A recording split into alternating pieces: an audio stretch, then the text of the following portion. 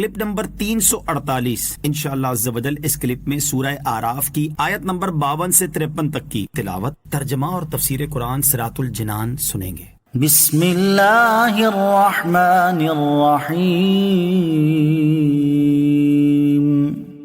اللہ کے نام سے شروع جو نہایت مہربان رحمت والا ہے۔ وَلَقَدْ جِئْنَاهُمْ بِكِتَابٍ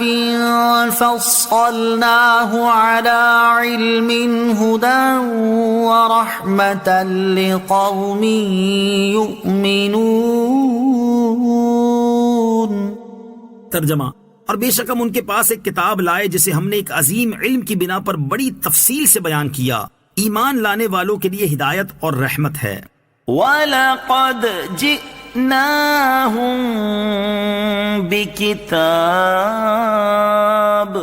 اور بے شک ہم ان کے پاس ایک کتاب لائے۔ کتاب سے مراد قرآن پاک ہے، جسے اللہ تعالیٰ نے اپنے کامل علم کی بنا پر بڑی تفصیل سے بیان کیا کہ اس میں انسانی ہدایت کے لیے جن جن چیزوں کی ضرورت ہے اللہ عز و جل نے وہ تمام چیزیں بیان فرما دی، اور جس چیز کی طرف اللہ عز و جل نے دعوت دی اس کی حقانیت کے زبردست دلائل قائم فرمائے، اور اسے بار بار دل نشین انداز اور حسین پیرایوں میں بیان کیا۔ قرآن پاک عقائد حقہ اور اعمال صالحہ کے بیان کا حسین مجموعہ ہے۔ قرآن کی رحمت عامہ تو سارے عالم کے لیے ہے کہ ساری دنیا کو ایک ہدایت نامہ مل گیا، مگر رحمت خاصہ صرف مومنوں کے لیے ہے، کیونکہ اس سے نفع صرف وہی اٹھاتے ہیں۔ هل ينظرون إلا تأويله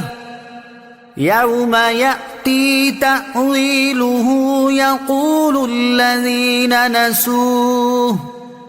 يقول الذين نسوه من قبل قد جاءت رسل ربنا بالحق فهل لنا من شفعاء فيشفعوا لنا أو نرد فنعمل غير الذي كنا نعمل قد خسروا أنفسهم وضل عنهم ما كانوا يفترون۔ ترجمہ، وہ تو صرف قرآن کے کہے ہوئے آخری انجام کا انتظار کر رہے ہیں۔ جس دن وہ آخری انجام آئے گا تو جو اس سے پہلے بھولے ہوئے تھے بول اٹھیں گے کہ بے شک ہمارے رب کے رسول حق کے ساتھ تشریف لائے تھے، تو ہیں کوئی ہمارے سفارشی جو ہماری شفاعت کر دیں، یا ہمیں واپس بھیج دیا جائے تو ہم جو پہلے عمل کیا کرتے تھے اس کے برخلاف اعمال کر لیں۔ بے شک انہوں نے اپنی جانیں نقصان میں ڈالی اور ان سے کھو گئے جو یہ بہتان باندھتے تھے۔ هل ينظرون،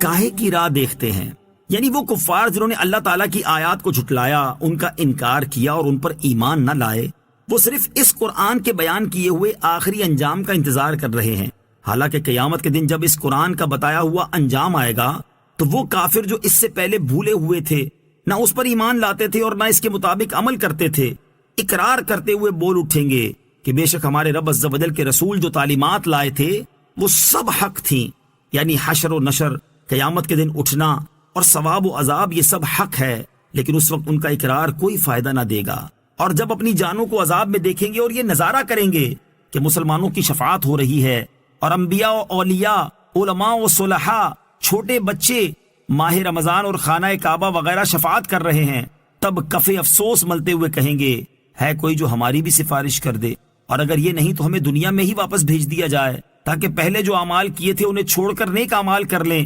کفر کی بجائے ایمان لے آئیں، معصیت و نافرمانی کی بجائے اطاعت اور فرما برداری اختیار کر لیں، مگر نہ انہیں کسی کی شفاعت نصیب ہوگی اور نہ دنیا میں واپس بھیجے جائیں گے،